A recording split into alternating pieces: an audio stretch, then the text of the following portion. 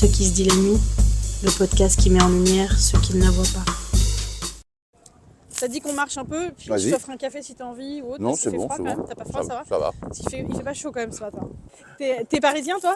Alors non, moi je suis pas du tout parisien, moi je suis de la Drôme, je suis de Montélimar. Et voilà, je suis monté à Paris parce que ma vie s'apprêtait beaucoup plus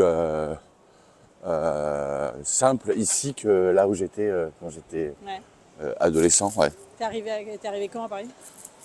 Voilà, mon tout premier week-end, j'avais 17 ans.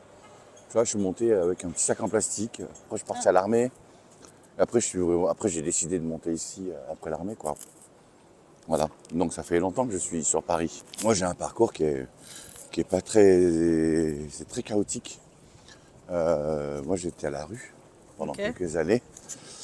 Et en fait, après l'armée, si tu veux, le commandant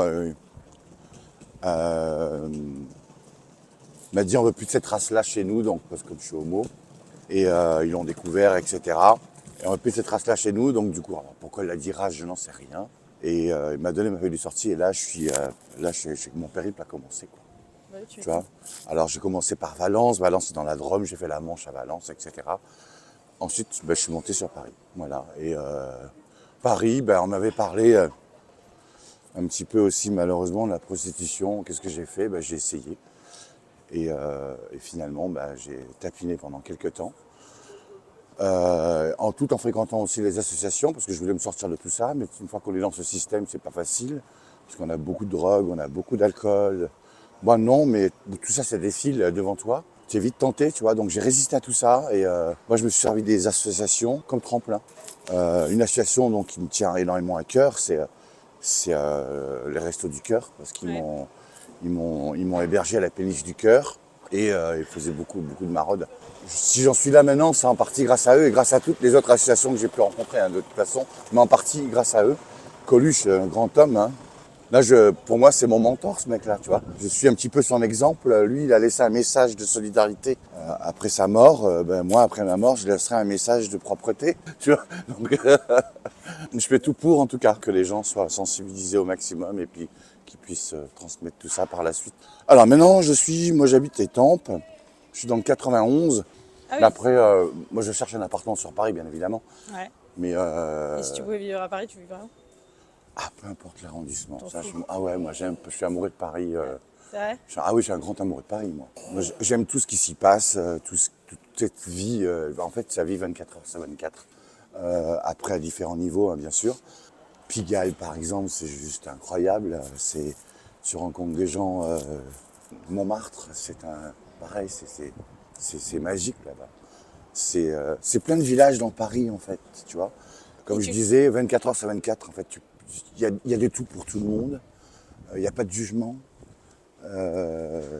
Tu vas aller dans un bar gay, tu vas aller dans un bar où vous êtes fan des bulldogs anglais, voilà, il y aura un bar pour ça. Tu l'as vu ce bar? Ouais, mais j'y suis allé une fois et il fallait que j'y aille parce que c'est pas possible. Comme il y a un bar aussi où tu rentres, il fait -20 dedans. Puis tu pouvais boire de la vodka ce que tu voulais, tu n'étais pas saoul sur le moment, mais une fois que tu sors, que tu reviens à la température normale, là c'est waouh. Non mais je trouve ça incroyable parce que le concept est bien. Tu vois, il y a un bar, pas loin d'ici d'ailleurs, à Beaubourg, il y a un restaurant où tu manges dans le noir. Tu vois, je trouve ça incroyable. Tu vois, donc il y a plein de concepts. Il y a tous les concepts, j'ai l'impression qu'on ne peut plus inventer tellement on a tout inventé. Bon, on n'a jamais tout inventé finalement, mais tu vois, il faut innover avec son temps. Ouais. Je peux déranger 2 minutes. Tu peux donner l'insta de ton compte? Ah ouais, bien sûr. Désolé. Je suis désolé de te demander ça, surtout à ce soir-là, en plus c'est toi. J'avoue, c'est un petit peu mon quotidien. Mais c'est cool. Bon, Narcisse sort de ce corps. Et quels sont tes quartiers fétiches le plus? Parce que tu travailles? J'adore Barbès. Okay. J'adore Barbès, c'est très populaire. Il y a beaucoup de monde. Après, ici passe aussi pas mal de choses pas terribles, on est bien d'accord. Mais moi, je passe outre tout ça. Et moi, j'y suis allé quelques fois et j'ai jamais eu vraiment de soucis plus que ça. Voilà. Tu y vas plutôt le jour ou la nuit? Les deux. J'y allais quand j'étais plus jeune, j'y allais la nuit parce que j'allais beaucoup sur Pigalle, moi. Et j'avais une amie là-bas D'ailleurs que je cite dans mon livre, parce que j'ai écrit un livre, Ok. c'est Plus tard tu seras éboueur, et dedans je cite Mimi. Et Mimi, c'est une dame qui m'a pris sous son aile, elle était patronne, elle était taulière du 49, et je livrais des assiettes pour les prostituées qui avaient, tu sais, dans les bars à hôtesse. Et c'est moi qui leur livrais les assiettes. Et voilà, donc après, ben, j'allais partout là-bas dans le quartier. Donc Barbès, c'est pas loin de Pigalle, quoi. Après, moi, le Champ de Mars, la Tour Eiffel, le Trocadéro, Ok. c'est incroyable. On a des bijoux devant nous, les Champs-Élysées, l'avenue la plus grande du monde, l'Arc de Triomphe. C'est juste, c'est fou quand tu vois ce gigantesque rond-point, quand tu vois une vue aérienne, je trouve ça fascinant. Et t'as aimé tout de suite Paris quand t'es Ah arrivé? oui. Première chose que j'ai fait, je suis allé embrasser la Tour Eiffel. Toute première chose. Alors c'est dégueulasse hein, ce que j'ai fait. Il y a plein de gens qui, voilà, bref. Mais j'ai embrassé un Non mais tu pied. l'as littéralement embrassé. J'ai embrassé un pied. Ok. J'ai fait Oui, mouah. je me doute bien que c'était pas la tête. Mais... Mouah. J'ai fait comme ça. Je suis pas fan des pieds, je déteste les pieds. Sauf ceux de la Tour Eiffel. Et ouais, mais je te dis, moi j'ai hâte. Là, j'essaie de me donner les moyens pour pouvoir y vivre. C'est pas facile. Bon, j'ai pas le salaire non plus. J'ai pas un salaire mirobolant. Hein, j'ai 2000 balles par mois. C'est très bien, mais pour vivre à Paris, c'est pas assez. Mais j'y arriverai un jour. Voilà, Paris, moi, c'est fait pour moi. Et tu vois la différence entre le jour et la nuit, ouais? Mais la nuit, c'est les fêtards. La journée, c'est plus travailleur, tu vois. Même si la nuit, il y a énormément de gens qui travaillent, hein, beaucoup. D'ailleurs, je trouve qu'on n'y pense pas trop, on n'y pense pas assez. Il y a énormément de monde qui travaille la nuit. Et je trouve que, en fait, Paris devrait avoir le même rythme la journée que la nuit, en fait. Ça, c'est mon avis personnel, mais... C'est-à-dire, tu veux dire que ça arrête pas de vivre, en fait? Que ça Ben soit non, en ben à un continu, moment, ben oui, ça en 24, continue 24. parce que les gens sont comme ça maintenant, tu vois. Alors il y en a qui vont prôner le fait de, tu vois, par exemple, je prends l'exemple du métier des boueurs. Moi, je prône le 24 heures sur 24, donc avoir des équipes sur le terrain tout le temps. Il y en a qui disent qu'il vaut mieux, il faut peut-être 3 ou 4 heures sans bruit. Ça, c'est pas possible. Tu vois, pour les riverains, Ouais. c'est pas possible d'avoir 3 ou 4 heures sans bruit. Tu crois qu'il n'y a pas du tout de moment Non, il y a vraiment toujours calme à du Paris? bruit. Non, il y a toujours du bruit. Même s'il y a un petit bruit, il y a toujours du bruit. Ouais. Tu vois, donc à la rigueur, c'est à nous de s'adapter, Ça, c'est vrai. d'adapter les bâtiments avec du triple ou quadruple vitrage, je n'en sais rien. En tout cas, moi, si j'avais l'occasion de prendre des décisions pour faire avancer la ville de Paris, je te garantis que c'est des choses que je mettrai en place. Peut-être pour 2032, pourquoi pas. D'accord. 2026, c'est mort, mais Dire qu'en fait, on vit 24-24, quoi. On ne s'arrête voilà. Bon, alors 2032, votez Ludo. pas. Votez Ludo. Pour les municipales. Allez, pourquoi pas, on y va? Ouais. Bien sûr. Ça sera incroyable. Bah écoute, Tu veux qu'on aille Ouais. là-bas? On va aller plus Ouais, loin là-bas. je suis. Et donc, ça fait combien de temps que t'es éboueur déjà? Ça fait depuis 2017. Alors en fait, je suis très engagé depuis mes 5 ans. Hein. J'étais caché derrière mon cyprès. Je voyais ce monstre arriver, donc le gros camion poubelle, pour faire disparaître nos déchets. J'ai fait waouh, c'est des génies. Alors, tu sais, un gamin qui a les étoiles dans les yeux et tout, fasciné. Et du coup, ben voilà, maintenant j'y suis, tu vois. En fait, j'ai toujours dit, on est tous concernés par la propreté de notre environnement, de la planète. Parce que si tu jettes pas la poubelle, ça sera dégueulasse. Et puis personne n'a envie de vivre dans un truc dégueulasse. Donc, Normalement. Quand j'ai su que j'allais devenir éboueur, donc en fait, je travaillais dans un foyer d'aide médicalisée, donc c'était à Sartreville à l'époque. Et un jour, je fais la bonne rencontre et il me dit, Ludo, tu sais que la ville de Paris recrute. Et là, il me dit éboueur. C'est ce que j'ai toujours voulu faire. J'ai fait le concours, j'ai suivi les étapes et c'était mon premier concours que j'ai réussi. Et bon, à part le plus important des concours, c'est le concours de la vie, bien évidemment. Mais ben ouais, j'étais super heureux, quoi. La première chose que j'ai fait, j'ai appelé ma maman. J'ai dit, écoute, maman, voilà, je t'ai rien dit, mais j'ai passé un concours pour être éboueur. Moi, j'ai eu peur qu'elle me dise, ah, mais Ludo, tu pourrais faire autre chose et tout. Mais pas du tout.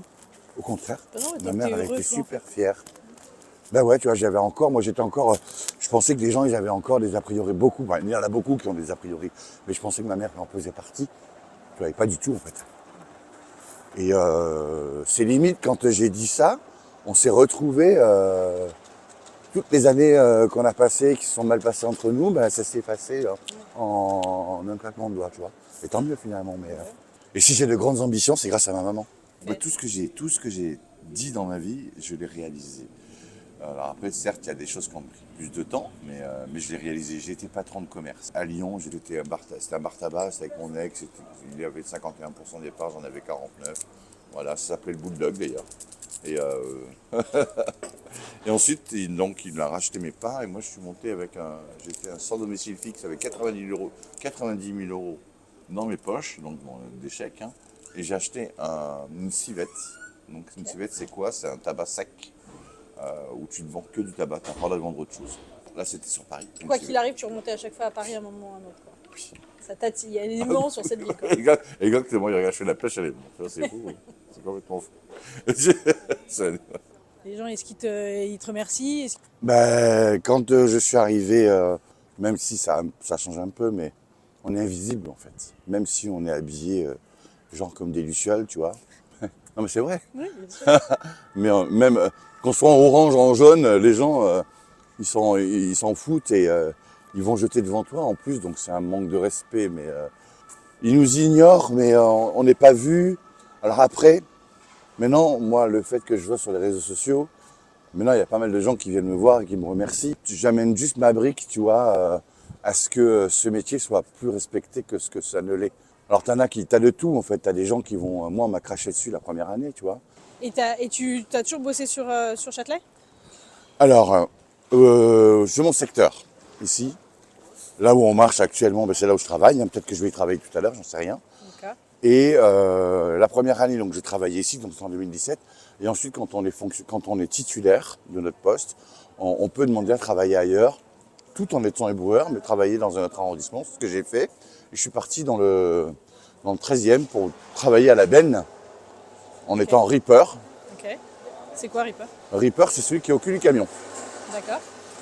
C'est celui qui va collecter tes poubelles. Et donc j'ai fait 1 an dans le 12e et le 2e arrondissement. Et ensuite, comme j'ai eu des problèmes de transport, c'est très compliqué, j'ai demandé à revenir ici. D'accord. Et du coup, on va dire quoi? On va dire que j'ai toujours été ici finalement. Donc le quartier, je le connais très très bien. Et, tu fais toujours c'est toujours le même parcours, je dirais, tous les jours? Moi non, parce que là, tu vois, on est au Forum, donc c'est un secteur où je travaille. Il y a le jardin Nelson Mandela, il y a le Forum, il y a la Fontaine des Innocents, il y a le boulevard Sébastopol, il y a la rue Saint-Denis. Il y a aussi, on travaille aussi à l'Hôtel de Ville, on travaille à Notre-Dame de Paris. Tu vois, là, on va arriver devant Saint-Eustache, une église incroyable. C'est ça aussi, on a la chance, tu vois. Je sais pas si les gens se rendent compte de ça, mais de travailler au pied de monuments magnifiques. L'architecture est incroyable et je fais partie des gens qui sont hyper chanceux, quoi. Tu vois. Et donc, du coup, voilà, ça change tous les jours. C'est toujours c'est toujours le centre de Paris, mais ça change tous les jours. D'accord. Voilà. Et il y a des coins que tu aimes que particulièrement, ouais, ou que tu préfères? Notre-Dame, c'est juste, voilà. Et t'aimes travailler là-bas ou traîner là-bas? Les deux, parce plusieurs fois, des fois, je me balade dans Paris la nuit et je vais m'asseoir sur le parvis et là, tu vois toute cette vie biodiversité qui s'active, les rats. Ah ouais? Incroyable, la danse des rats, c'est magnifique. Enfin bon, après, ils sont pas méchants, les rats. Si tu les agresses, ils vont t'agresser. Oui.